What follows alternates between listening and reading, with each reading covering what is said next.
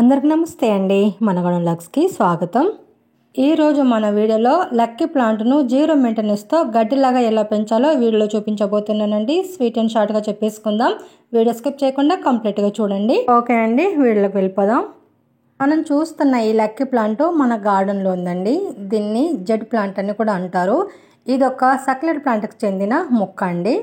Lucky plant ఎక్కడుంటే అక్కడ negative energy తగ్గి పాజిటివ్ ఎనర్జీ పెరుగుతుందని అందరూ నమ్ముతారండి. అందుకే ఇంట్లోనూ, ఆఫీస్ ప్లేస్లోనూ, బిజినెస్ ప్లేసెస్లోనూ ఈ మొక్కను పెంచుకుంటూ ఉంటారు. ఈ లక్కీ ప్లాంట్ మన గార్డెన్లో 3 తొట్టల్లో పెరుగుతుందండి. ఒక 2 ఇంచుల మొక్క తెచ్చుకొని 3 తొట్టల్లో పెంచుకుంటున్నాను నేను ఇప్పుడు. ఈ లక్కీ ప్లాంట్ను అందరూ ఇండోర్ ప్లాంట్గా పెంచుకుంటూ ఉంటారండి, కానీ ఇది అవుట్డోర్ ప్లాంట్గా కూడా పెంచుకోవచ్చు.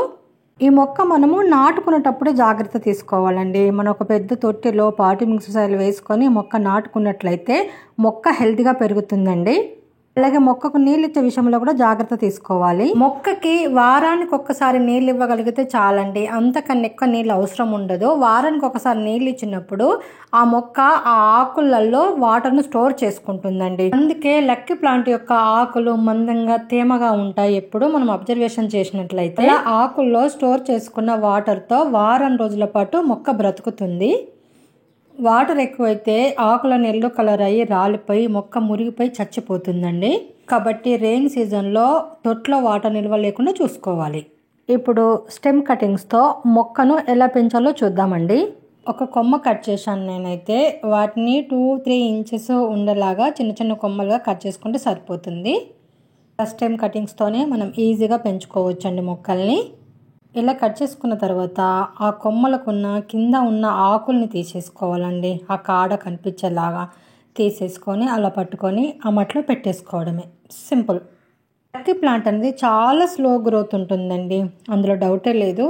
చాలా లేటుగా మనకు మొక్క పెరుగుతుంది, కానీ ఖచ్చితంగా పెరుగుతుంది. మనం మెయిన్గా చూసుకోవాల్సింది, మనం మొక్క నాటుకునేటప్పుడు పాటి మిక్సర్ సాయిల్ వాడాలి. నీళ్ళు ఇచ్చేటప్పుడు వారానికి ఒకసారి నీళ్ళు ఇచ్చేలా చూసుకోవాలి, అంతే. నేనైతే ఎలాంటి ఫర్టిలైజర్స్ ఇవ్వనండి ఈ మొక్కకి, కానీ 6 నెలలకు ఒక్కసారి వర్మి కంపోస్ట్ లేదంటే మేక ఎరువో ఆవు ఎరువో మట్టిలో కల్పిస్తూ ఉంటాను. అంతే అండి నా మెయింటెనెన్స్. ఇలా కొమ్మలు నాటుకున్న తర్వాత నీళ్ళు ఇవ్వాలండి. వర్షం పడింది కాబట్టి నేను నీళ్ళు ఇవ్వట్లేదు. నేనైతే లక్కీ ప్లాంట్ను మన గార్డెన్లో ఇలాగే పెంచుతానండి. ఇంకా లక్కీ ప్లాంట్ గురించి కంప్లీట్ ఇన్ఫర్మేషన్ తెలుసుకోవాలంటే ఫుల్ వీడియో లింక్ నేను డిస్క్రిప్షన్లో ఇస్తాను. లింక్ మీద ప్రెస్ చేస్తే డైరెక్ట్ వీళ్ళకి వెళ్ళిపోవచ్చు. ఖచ్చితంగా ఒకసారి చూడడానికి ట్రై చేయండి. ఇదండి ఈరోజు మన వీడియో అయితే మీకు నచ్చిందని అనుకుంటున్నాను.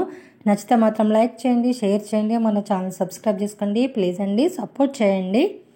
అలాగే ఇలాంటి మంచి మంచి వీడియోల కోసం, village organic gardening ideas tips కోసం మన ఛానల్ ఫాలో అవ్వండి. Thank for watching. Happy gardening.